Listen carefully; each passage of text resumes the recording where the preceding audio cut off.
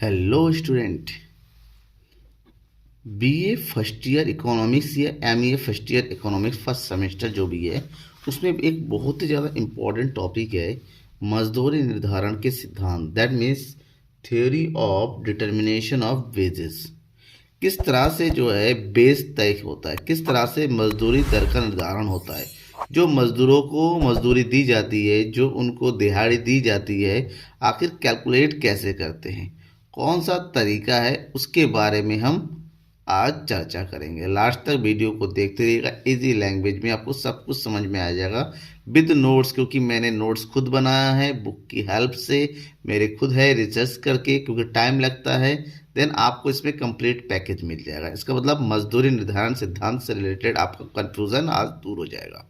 देखिए, सबसे पहली बात ये होती है कि मजदूरी होता क्या है। मजदूरी निर्धारण करने से पहले हमें ये समझना होगा आखिर ये मजदूरी, जिसको नॉर्मल लैंग्वेज में बोलते हैं दिहाड़ी, किसे कहते हैं। अब इसको अगर हम इकोनॉमिक्स के सेंस में समझने जाए तो इसको दो अर्थों में समझ सकते हैं। एक है विस्तृत और एक है संकुचित। संकुचित का मतलब जहां पर मजदूरी का मतलब एक छोटे अर्थ में लिया जाता है, विस्तृत मतलब इकोनॉमिक्स के सेंस में इसका एक बड़ा अर्थ लगाया जाता है। ठीक है, दोनों ही अर्थ को समझेंगे ताकि कन्फ्यूजन ना रहे। सबसे पहले हम समझते हैं मजदूरी के संकुचित अर्थ को। संकुचित का मतलब जहां पर जो मीनिंग है बड़ा जो है सिंपल सा बन जाता है। ठीक है, अब इस संकुचित अर्थ को देने वाले थे, इसको डिस्क्राइब करने वाले हैं प्रोफेसर बेनहम। और बेनहम ने क्या कहा कि मजदूरी मुद्रा के रूप में वह भुगतान है जो समझौते के अनुसार एक स्वामी अपने सेवक को उसकी सेवाओं के बदले में देता है। मतलब एक नौकर है, मतलब एक मजदूर है, और मजदूर अगर अपने मालिक के काम करके दे रहा है कि उस काम करने के बदले जो भी मुद्रा के रूप में उसको पेमेंट किया जा रहा है, चाहे वो 100 रुपये हो चाहे 500 रुपये है, उसी को हम क्या बोलेंगे, मजदूरी। यानी कि सिंपल सा अर्थ बता दिया कि मालिक द्वारा मजदूर के काम के बदले में मुद्रा के रूप में यानी कि पैसों के रूप में जो दिया गया, यानी कि कैश नोट के रूप में जो दिया जाता है, उसी को हम मजदूरी कहते हैं। इसी को प्रोफेसर जेड ने भी कहा है। क्या कहा है कि साहसी द्वारा भाड़े पर प्राप्त किए गए श्रम की कीमत का भुगतान मजदूरी कहलाता है। कि एक साहसी यानी कि जो मालिक है, काम कराने वाला, काम करने के श्रम, काम करने वाले के श्रम के बदले में जो पेमेंट करता है, उसी को हम मजदूरी के नाम से जानते हैं। मतलब जिसने जो काम किया उसके बदले में पेमेंट कर दिया, उसी को हम क्या बोलेंगे, मजदूरी कहेंगे। ठीक है, अब अगर हम इन दोनों ही परिभाषा को थोड़ा ध्यान दें, समझे, तो बेनहम ने कहा था कि मजदूरी का भुगतान मुद्रा के रूप में होता है, वही मजदूरी है। और जिड ने कहा कि मालिक ने जो भी काम करने के वाले का जो किराया होता है, भाड़ा, उसको कीमत के रूप में चुका दिया तो वो मजदूरी है। इसका मतलब ये हुआ, साफ दो बातें समझ में आती हैं कि मजदूरी केवल भाड़े के मजदूरों को दी जाती है, यानी कि जो भाड़े पर किसी के लिए काम करता है उसको दी जाती है। और दूसरा, मजदूरी का भुगतान केवल मुद्रा के रूप में ही होता है। ये इसको संकुचित अर्थ क्यों कहते हैं, इसलिए कहते हैं क्योंकि यहाँ पर मजदूरी के मतलब को लिमिट कर दिया, सीमित कर दिया। ठीक है, जबकि एक्चुअली में ऐसा नहीं है। मजदूरी का अर्थ बड़ा कॉन्सेप्ट, ब्रॉड कॉन्सेप्ट होता है। अब उसी के अकॉर्डिंग मजदूरी के अर्थ को ब्रॉडली अच्छे से समझाने के लिए प्रोफेसर मार्शल ने स्टेटमेंट दिया कि वास्तव में मजदूरी की श्रम की सेवा के लिए दी गई कीमत, श्रम की सेवा यानी कि जिसने जो कार्य किया उसके बदले में जो कीमत दी जाती है। और ध्यान रखिए, कीमत की बात किया जा रही है यहाँ पर, मुद्रा की नहीं कि हम कहेंगे नोटों से, क्योंकि कीमत कुछ भी हो सकता है। हम सबको पता है कि आज एक अच्छी कंपनी में काम करने वाले को काम सैलरी के साथ साथ एक घर भी मिल जाता है, खाने को खाना भी मिल जाता है, आने जाने के लिए गाड़ी भी मिल जाती है। इसका मतलब क्या हुआ कि यहाँ पर कीमत होती है। कीमत का मतलब मुद्रा से नहीं, कीमत का मतलब भुगतान की गई सेवा से, वस्तु से होता है। ठीक है, सेलिगमैन के कहा कि श्रम का वेतन मजदूरी है, कि श्रम का वेतन, श्रम के बदले में जो कुछ भी दिया जाता है उसी को मजदूरी कहते हैं। जब वेतन की बात होती है इसका मतलब यहाँ पर सब कुछ आ जाता है, जबकि ऊपर वाले कॉन्सेप्ट में केवल मुद्रा की बात की जाती है कि मुद्रा के रूप में जो दिया जाएगा वही मजदूरी है। जबकि यहाँ पर कहा वेतन, वेतन में तो कुछ भी हो सकता है। तो इस प्रकार से अगर इसकी मीनिंग को और थोड़ा अच्छे से समझना चाहे तो इस तरह समझ सकते हैं। मजदूरी एक प्रकार का पुरस्कार है जो मनुष्य को परिश्रम के बदले में दिया जाता है। मतलब वह पुरस्कार जो किसी आदमी के काम करने के बदले में दिया जाता है, चाहे वो प्रति घंटा के हिसाब से काम करे, चाहे वो प्रतिदिन के हिसाब से काम करे, प्रति माह के हिसाब से काम करे या जैसे काम करे, उसके बदले में चाहे भुगतान मुद्रा के रूप में हो या वस्तु के रूप में हो या दोनों रूप में हो। जैसी मतलब किसी के काम करने के बदले में जो भी भुगतान किया जाता है मुद्रा या वस्तु के रूप में, उसे मजदूरी का नाम दिया गया है। ठीक है। फॉर एग्जाम्पल कैसे समझे इसको, जैसे एक श्रमिक होता है, श्रमिक कहीं पर काम करता है तो अपनी शारीरिक और मानसिक श्रम प्रदान करता है। तो शारीरिक और मानसिक श्रम के बदले में उसको भुगतान किया जाता है। जो कुछ भी उसको भुगतान किया जाएगा, मान लीजिए कोई काम करने आ रहा है आपके घर में, तो आप उसको पहली बात तो उसकी दिहाड़ी जो वो देंगे, प्लस बीच में चाय पिलाएंगे, बीच में रेस्ट का टाइम देंगे, पानी भी देंगे, हो सकता है खाना भी खिलाए। तो जो कुछ भी आप उसके काम के बदले में दे रहे हैं वो सब उसकी मजदूरी होगी। स्वतंत्र कर्मचारी जैसे डॉक्टर होता है, वकील होता है, अध्यापक होता है, स्वतंत्र होता है, जो किसी के नीचे काम नहीं करता है, वो अपनी सेवाओं के देने के बदले में जो कुछ भी प्राप्त करता है वही उसकी मजदूरी है। जैसे एक डॉक्टर है, ठीक है ना, एक पेशेंट देखने के बदले में 200 की पर्ची काटता है। तो इस तरह से दिन में अगर 100 मरीज को भी देख लिया तो 200 गुणा 100 उसकी 20,000 की इनकम हो गई। तो वो उसकी दिहाड़ी हुई, वही उसकी मजदूरी हुई। वहीं पर अगर हम व्यवसाय की बात करें, अगर व्यवसाय की बात करें तो व्यवसाय और प्रबंधक क्या करता है, पूरे व्यवसाय को देखरेख करता है, संभालता है, आगे ले के जाता है, सबसे इम्पोर्टेंट रिस्क लेता है। तो उसके बदले में उसको जो कुछ भी प्राप्त होता है लाभ के रूप में, वो उसकी मजदूरी होगी। मतलब मजदूरी का मतलब छोटा सा ये नहीं कि पैसे मिल गए वो मजदूरी होगी, मजदूरी का मतलब बहुत बड़ा होता है। चलिए इसको थोड़ा सा और डिटेल से समझेंगे।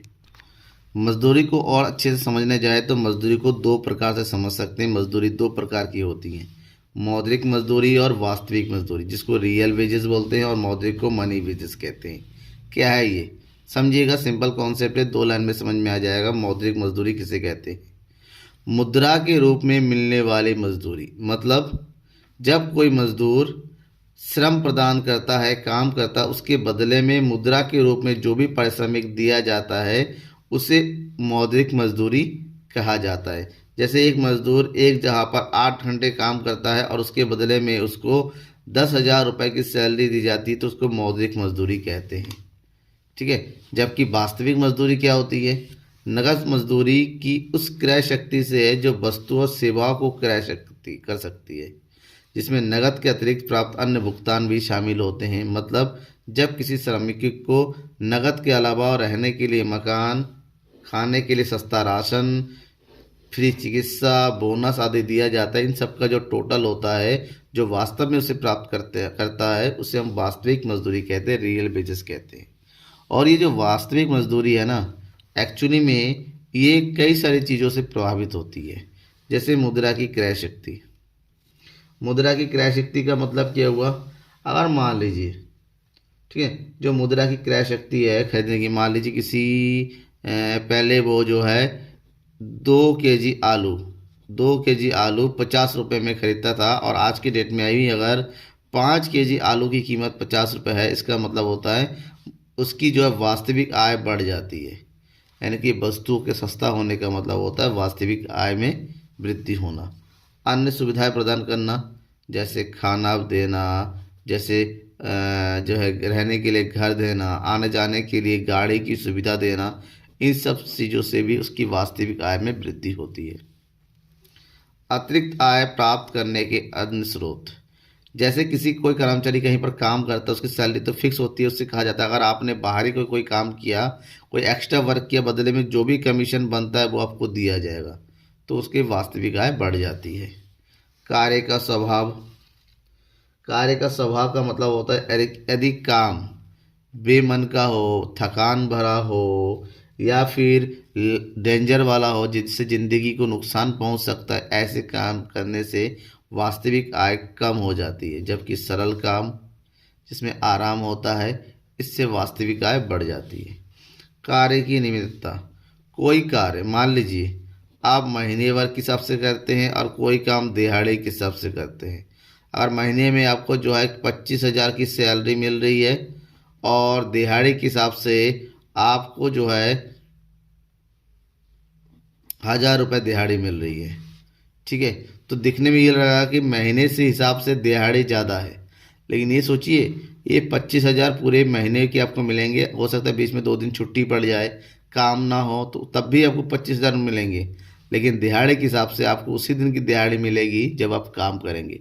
ऐसे में वास्तविक आय जो है दिहाड़ी के हिसाब से कम होती है और रेगुलरिटी जो होती है उससे ज़्यादा बढ़ जाती है, ठीक है। व्यावसायिक व्यय, सामाजिक सम्मान, अगर किसी काम को करके सामाजिक सम्मान में वृद्धि होती है, इसका मतलब आपकी वास्तविक आय में भी वृद्धि हो जाती है। तो ये होगी मजदूरी। अब थोड़ा सा आगे बढ़ते हैं। अब हम पढ़ते हैं कि एक्चुअली में मजदूरी दर का निर्धारण किस तरीके से होता है, इसके कौन कौन से प्रमुख सिद्धांत है।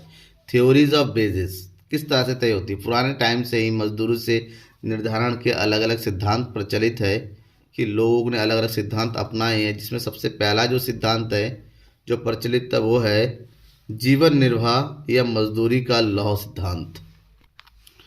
तो ये मजदूरी का पहला सिद्धांत है, जीवन निर्वाह मजदूरी का लॉ सिद्धांत, इसको बोलते हैं सब्स्टिटेंस थ्योरी ऑफ वेजेस या फिर iron law of wages. Actually में इसका जो प्रतिपादक था, इसको बनाने वाले थे प्रकृतिवादी अर्थशास्त्री टर्गो। रिकार्डो ने बाद में इनके कॉन्सेप्ट को स्वीकार किया और जर्मन के जो अर्थशास्त्री थे लेस्ली, उन्होंने इस नियम को, इस सिद्धांत को मान्यता प्रदान किया और उसका एक नाम दिया मजदूरी का लौह सिद्धांत। अब इस सिद्धांत को लागू होने की कुछ प्रमुख मान्यताएं थी। मान्यता सबसे पहले क्या है कि कृषि क्षेत्र में सदा क्रमागत उत्पादन ह्रास नियम क्रियाशील होता है, जिससे खाद्य सामग्री के उत्पादन में वृद्धि नहीं हो सकती, कि उसकी उत्पादकता धीरे धीरे कम हो जाता है। ये मान्यता लेके चलते हैं।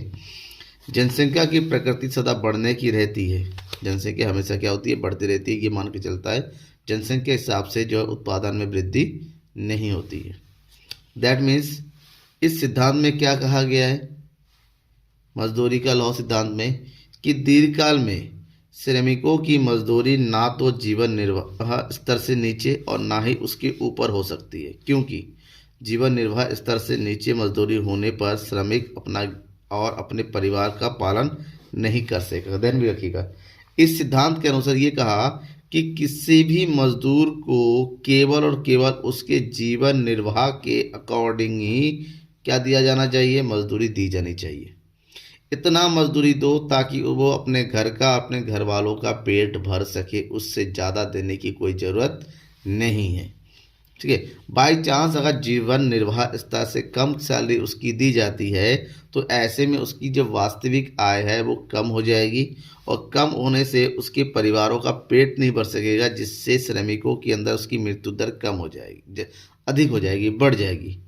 और श्रमिकों की मृत्यु दर कम होने से श्रमिक काम करने वाले वो कम हो जाएंगे, श्रमिकों की पूर्ति कम हो जाएगी और श्रमिकों की पूर्ति कम होने से ऑटोमेटिक श्रमिकों की मजदूरी दर बढ़ने लगेगी और ये तब तक चला जाएगा तब तक सामान्य स्तर में ना आ जाए।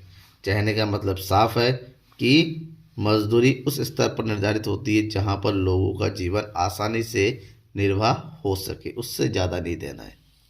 उसके बाद दूसरा कॉन्सेप्ट आया जीवन स्तर मजदूरी का सिद्धांत। क्योंकि जीवन निर्वाह मजदूरी लॉ सिद्धांत में बहुत ही ज़्यादा खामियां थी। खामियां ये थी कि इसमें यही कहा गया कि मजदूरों को हमेशा जीवन निर्वाह से ज़्यादा सैलरी नहीं देना चाहिए, जो कि गलत है, ठीक है। मजदूरों की मजदूरी बढ़नी चाहिए। दूसरी बात इसमें कहा कि श्रमिकों की मृत्यु दर होने से मजदूरी बढ़ने लगेगी, जो कि गलत है, ऐसा नहीं होता है, ठीक है। क्योंकि अगर श्रमिकों की मजदूरी बढ़ने लगती है तो ऑटोमेटिक उसका जीवन स्तर बढ़ेगा, जीवन स्तर बढ़ेगा तो कभी मृत्यु दर नहीं बढ़ेगी, तो ये गलत कॉन्सेप्ट है। इसी की कमियां को दूर करने के लिए जीवन स्तर मजदूरी सिद्धांत का प्रतिपादन किया गया। ठीक है ना, इसका मतलब जीवन निर्वाह का एक संशोधित रूप होता है ये। इस सिद्धांत के अनुसार मजदूरी श्रमिकों की निपुणता और कार्यकुशलता से संबंधित है, कि जो जिस हिसाब से काम करेगा, जो जिस कार्य के निपुण होगा, उसको उस हिसाब से जो है मजदूरी दी जाएगी। जीवन स्तर के अनुसार मजदूरी उस धनराशि के तुल्य होनी चाहिए जो किसी श्रमिकों के उस जीवन निर्वाह स्तर को बनाए रखने के लिए प्राप्त हो जिसका वो आदी है। मतलब एक श्रमिक को जितना वो चाहता है, जिससे उसकी लाइफ स्टाइल बदले, जीवन स्तर सुधार हो, वो जितना चाहता है, जिसके लिए ज़रूरत होती है, अगर उसको उसी के हिसाब से मजदूरी प्रदान की जाती है तो उसे जीवन स्तर मजदूरी सिद्धांत के अंतर्गत माना जाता है। मजदूरी सिद्धांत का तीसरा सिद्धांत नाम है मजदूरी कोष सिद्धांत, बेस फंड थ्योरी। इस नियम के सिद्धांत के प्रतिपादक थे एडम स्मिथ, जो कि माइक्रो इकोनॉमिक्स के जन्मदाता भी है। उन्होंने इस सिद्धांत का प्रतिपादन किया। बाद में इस नियम को समर्थन देने वाले थे प्रोफेसर रिकार्डो और माल्थस, दोनों ही बहुत बड़े अर्थशास्त्री है। और इस नियम को पूरी तरीके से व्याख्या करने वाले थे प्रोफेसर J.S. मिल। इस नियम के अनुसार मजदूरी का निर्धारण दो बातों पर निर्भर होती है। सबसे पहले मजदूरी कोष और दूसरा मजदूरों की संख्या। प्रोफेसर एडम स्मिथ ने कहा था कि हमेशा काम करने के आधार पर उसका एक पहले से ही मजदूरी कोष का निर्धारण कर दिया जाता है, जिसके आधार पर उनको मजदूरी दी जाती है, और मजदूरी कोष से ज़्यादा की मजदूरी नहीं दी जा सकती। ठीक है, तो ऐसे में ये कहा गया कि सबसे पहले एक मजदूरी कोष का निर्धारण किया जाना चाहिए। ठीक है, एक निश्चित मजदूरी, ये भी निश्चित होनी चाहिए कि कितना मजदूरी देना है। दूसरा, मजदूरी की संख्या के आधार पर मजदूरी दर का निर्धारण होना चाहिए। जो मजदूरी कोष है और श्रमिकों की पूर्ति, अगर मान लीजिए श्रमिक ज़्यादा है, काम करने वाले ज़्यादा आ रहे हैं, तो ऑटोमेटिक जो है मजदूरी दर कम हो जाएगी। वहीं पर श्रमिकों की पूर्ति कम है, काम करने वाले कम आ रहे हैं, तो मजदूरी दर बढ़ जाएगी। फॉर एग्जांपल समझिएगा कि मजदूरी कोष का निर्धारण किया गया 10,000 रुपये की, 10,000 का मजदूरी होगा, और उस समय काम करने वाले हैं 100 मजदूर, तो 10,000 को 100 से भाग कर देंगे। इसका मतलब एक मजदूर की दिहाड़ी कितनी होगी? 100। लेकिन वहीं पर अगर 10,000 रुपये की जगह मजदूरी नंबर बढ़ के कितना हो गया? 120 हो गया। ठीक है, तो ऑटोमेटिक जो है मजदूरी दर कम होकर कितनी हो जाएगी? लगभग 12 अट्ठे 96, 80 रुपये के आसपास हो जाएगी। ठीक है, इसका मतलब ये हुआ कि मजदूरों की संख्या के आधार पर मजदूरी का निर्धारण होता था, जबकि ये बहुत ही जो है खराब कॉन्सेप्ट था। क्यों? क्योंकि हम पहले से ही मजदूरी कोष का निर्धारण कैसे कर सकते हैं? हमें तो पता ही नहीं है कौन सा मजदूर कितना काम कर देगा, क्योंकि काम के आधार पर मजदूरी के निर्धारण होते हैं। यहाँ पर तो पहले ही मजदूरी निर्धारित हो जाता है, उसी आधार पर तय होता है, जो कि गलत था। उसके बाद आया मजदूरी का अवशिष्ट अधिकारी सिद्धांत, रेडिजुअल क्लेमेंट थ्योरी ऑफ वेजेस। क्या है? इसका प्रतिपादन किया अमेरिकन अर्थशास्त्री वॉकर ने, और इस सिद्धांत के अंतर्गत कुल उत्पादन में से लागत, ब्याज और लाभ के भुगतान के बाद जो कुछ शेष रहता है वह श्रमिकों को मिल जाता है। मतलब एक बिजनेसमैन जब बिजनेस चलाता है, सबसे पहले वो अपना जो लागत है, चाहे वो ब्याज का हो, चाहे वो लाभ का हो, चाहे किराए का हो, वो निकाल के रखता है। फिर जो कुछ बचता है वो एज ए मजदूरी वो बांट देता है। इस बारे में प्रोफेसर वॉकर ने कहा कि कुल उत्पादन में से लगान, ब्याज, लाभ निकाल देने के पश्चात जो बचता है वो श्रमिकों को मजदूरी के रूप में मिलता है। इसका एक फार्मूला भी दिया गया है कि मजदूरी बराबर संपूर्ण उत्पादन कितना हुआ माइनस लगान, ब्याज, लाभ। इसको हम जो है